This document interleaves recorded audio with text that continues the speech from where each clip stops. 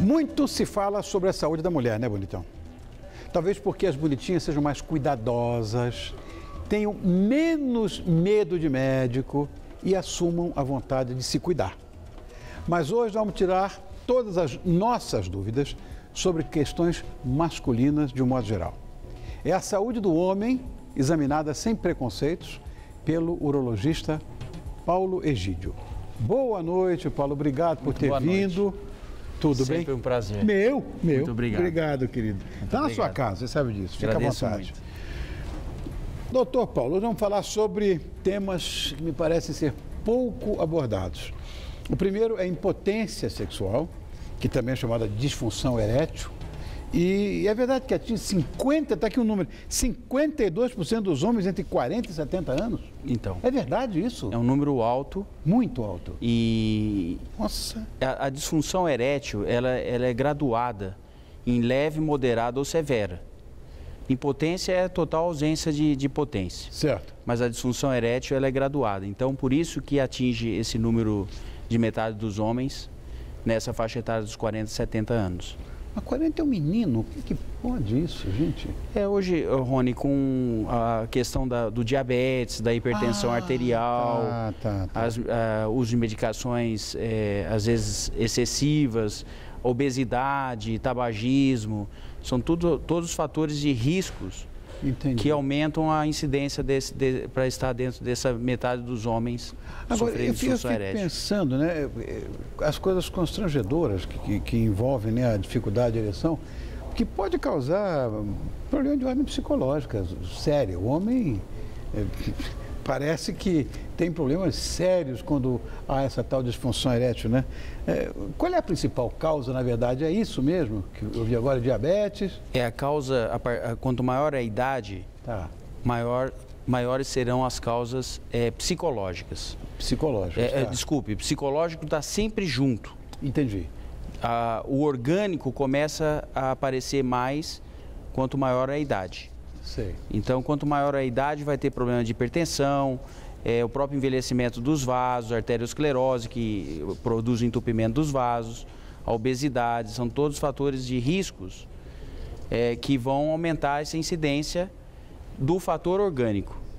Tá. Se o paciente é jovem e começa a apresentar disfunção erétil, geralmente as causas psicológicas são as mais frequentes. Entendi. Mas a partir dos 40 anos, as causas orgânicas começam a ser mais prevalentes. Você trouxe algumas próteses, né, para implantes que podem ajudar a reverter esse quadro, né?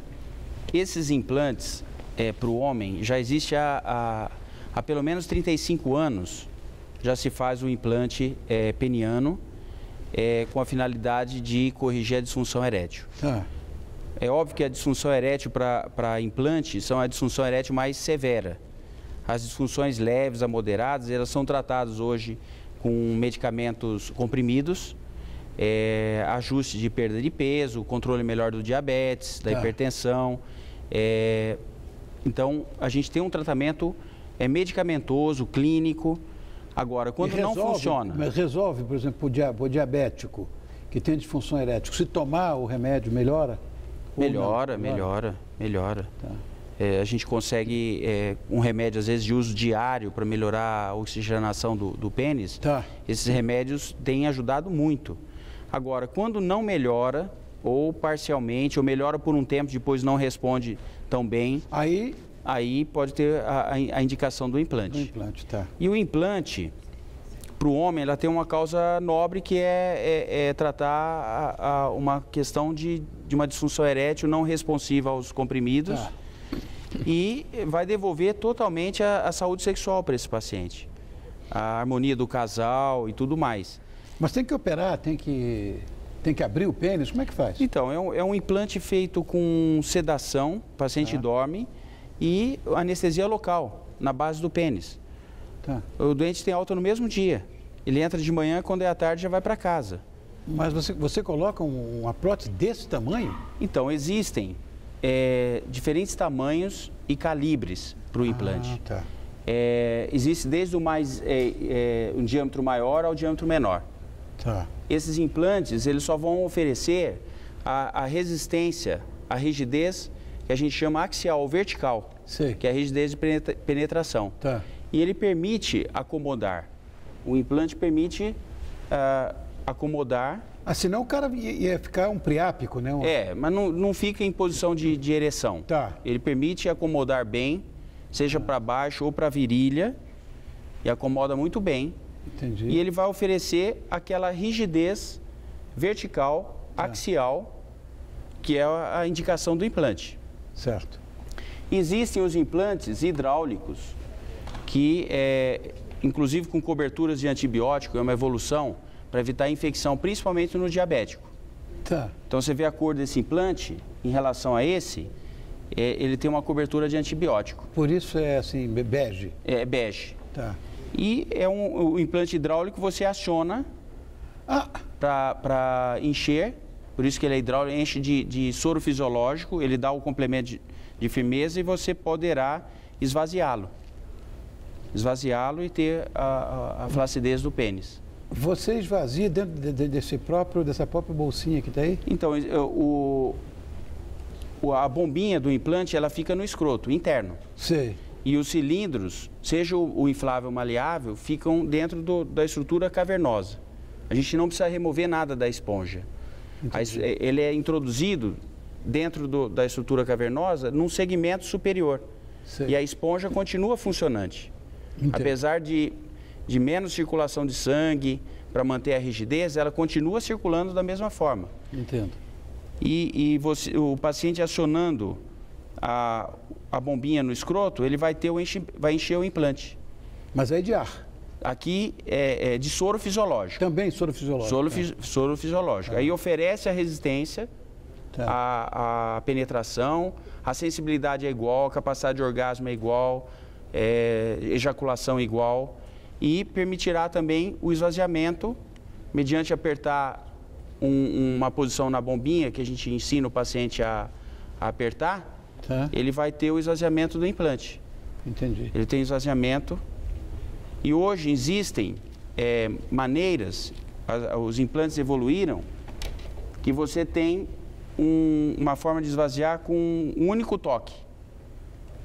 Você aperta, para encher você tem que bombar até ter a firmeza adequada. Tá.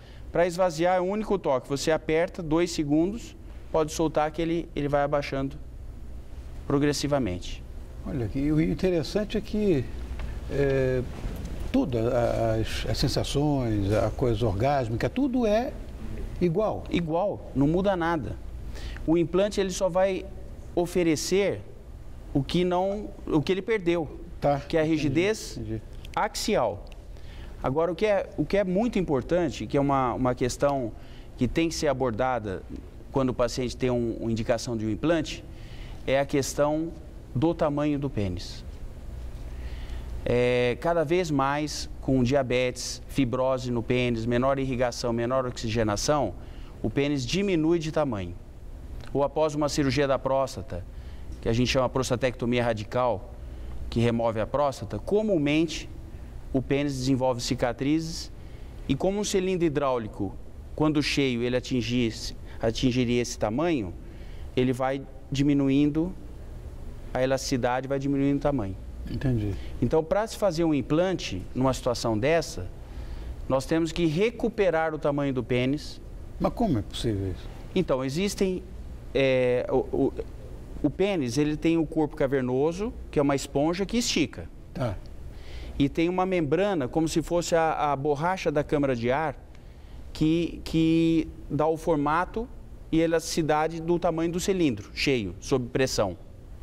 Então, como essa membrana sofre perda de elasticidade, ela recua, na hora do implante, eu tenho condições de fazer uma incisão de relaxamento circular nessa membrana, para recuperar o tamanho do pênis no limite dos nervos e da uretra. Entendi.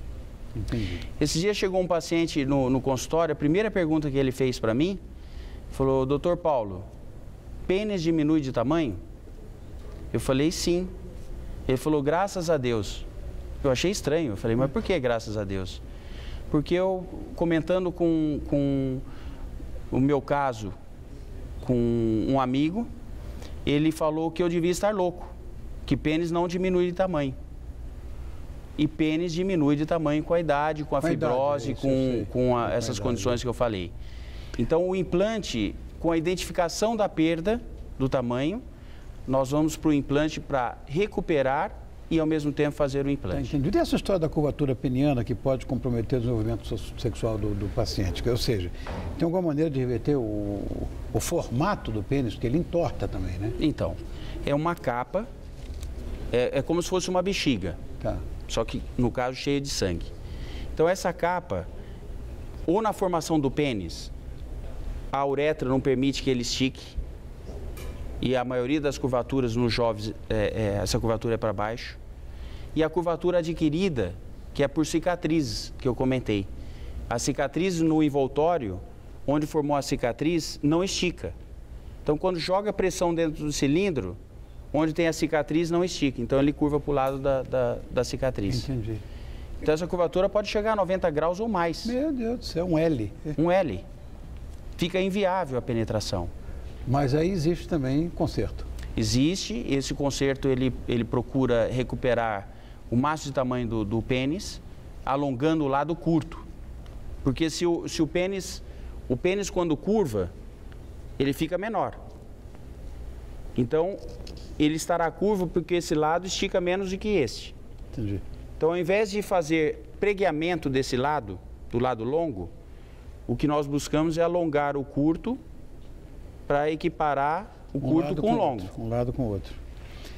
Uma coisa que os homens devem levar em consideração, e muitos não, é porque há até um tabu no Brasil, essa sociedade, essa cultura machista, latino-americana e tal, que é o exame preventivo de câncer de próstata, né? Hoje ainda continua esse tabu com esse tipo de avaliação.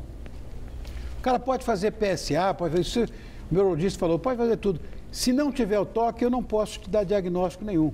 É. E o brasileiro tem essa, não, ninguém... E morre. Então, o toque, existe muito tabu em relação ao toque. Todo paciente que a gente conversa e acaba examinando, ele fala, mas doutor, é só isso? É só isso. É só isso mesmo. Não dói, não tem problema nenhum. E o toque... todo ano. Qual a finalidade do toque? Muitas vezes, por que tem que sentir a minha próstata?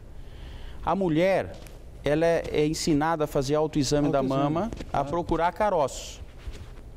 A próstata está numa posição que não permite nós mesmos nos autoexaminarmos. Lógico.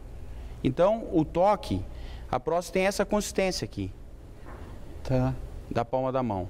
Então, quando a gente toca e palpa, se tiver alguma área endurecida, chama atenção para afastar a possibilidade de um câncer em desenvolvimento. Tá. Então, é possível, num toque, detectar o tumor numa fase inicial, mesmo antes da elevação do PSA. Olha, mesmo antes da elevação do PSA. Interessante isso. Então, o toque com suspeito, independente do valor do PSA, tem que fazer a biópsia da próstata para esclarecer se esse endurecimento é por uma cicatriz, igual eu comentei, a cicatriz no pênis pode ter cicatriz dentro da glândula, ou para um tumor inicial em desenvolvimento. Eu acho que está mais do que satisfeita a nossa pauta, né? Porque vocês já estão preocupados que eu vou estourar. Mas nunca se fala de saúde do homem, só se fala de saúde da mulher. Então somos filhos de Deus, temos que ouvir também essa história, né? Doutor Paulo Egídio, muito obrigado por sua presença, obrigado por esses esclarecimentos. Tem ali, inclusive, toda a anatomia aí da pelve, olha aí, que ele trouxe para a gente ver, acabou nem mostrando que nem houve tempo para isso, olha aí, tá vendo? É isto aí, ó. Isso abre tudo e a gente vê como é que funciona por dentro. Eu quero agradecer muito a sua presença, mais uma vez, obrigado, volte sempre. Eu acho que esse assunto é muito extenso, a gente tem que voltar e continuar com essa história aqui. Olha, muito obrigado, é sempre um prazer. Obrigado. E a informação nunca é demais. Sem dúvida. Agradeço a oportunidade de poder passar um pouco de informação. O homem tem que conhecer o seu próprio corpo, os seus próprios limites, como a mulher conhece também o dela às vezes, né? Com certeza. Obrigado, Paulo. Muito obrigado. Eu que agradeço. Um abraço grande. Volte mais vezes. Um prazer. Meu. Ó.